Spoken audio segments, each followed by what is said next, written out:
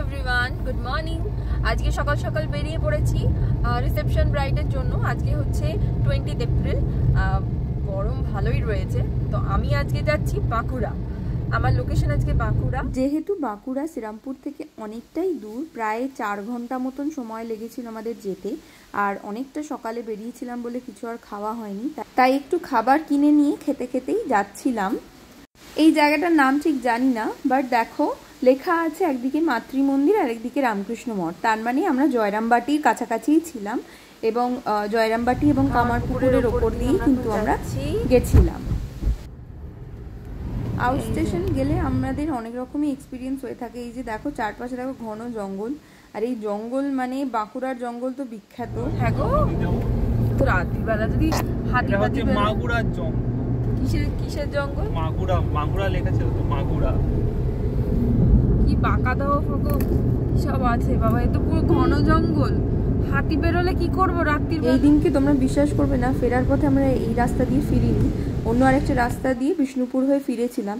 মানে ওই রাস্তাটা কানেক্টিং যে রাস্তা, সেই রাস্তাটা এতটাই ঘন জঙ্গল, রীতিমতন ভয় লেগেছিল। তো ফাইনালি দেখো এই লোকেশনে আমরা পৌঁছালাম। এই লোকেশনে পৌঁছে আমরা মানে জিপিএস ধরে এসেছিলাম, কিছু খুঁজে পাচ্ছিলাম না কোথায় যাব। সো ফাইনালি পৌঁছে ওরা আমাদেরকে বললো যে এই নদীটা পেরিয়ে আমরা ওপারে যেতে হবে আমাদেরকে। তো সেইটাই আমরা পেরিয়ে ওপারে যাচ্ছিলাম এবং ওপার থেকে ওই যে গাড়িটা দেখছো, ওই গাড়িটা করে আমরা গেছিলাম। ব্রাইডের লোকেশনে যাচ্ছিলাম, আর সেদিনকে এতটাই গরম ছিল মানে কি বলবো। তার উপরে বাঁকুড়াতে একটু গরমটা বেশি, ভীষণ গরম ছিল সেদিনকে। এই হলো ব্রাইডের লোকেশন। চম্পা, তুমি বলো তোমার আজকে কেমন কি লুক চাই আমার কাছে? সিম্পলের ওপর। আচ্ছা, হেয়ার স্টাইল কেমন চাই? যেমন দেখিয়েছিলাম ওপেন হেয়ার স্টাইলের মধ্যে, তাই তো? আচ্ছা, আর আই মেকআপের কোনো প্রেফারেন্স রয়েছে কিছু? হালকা পিঙ্ক যেমন হয়, মানে পুরো চোখটা যেন কালো না লাগে। আচ্ছা, এইরকম কাজল পড়লে যতটুকু সেই রকম। আচ্ছা, চোখের তলায় কাজল দেবো? হ্যাঁ, কাজল দিতে পারো। আচ্ছা, কিন্তু ওই যে একদম ডার্ক সেটটা হবে ওই রকম যেন না। আচ্ছা ঠিক আছে। আর উপরে চোখের পিঙ্কি হলে ভালো। আচ্ছা ঠিক আছে, ঠিক আছে, তাহলে তোমার তাহলে লুক নিয়ে ফিরছি। ইন বিটুইন মেকআপের কোনো ভিডিও নেওয়া আর হয়নি।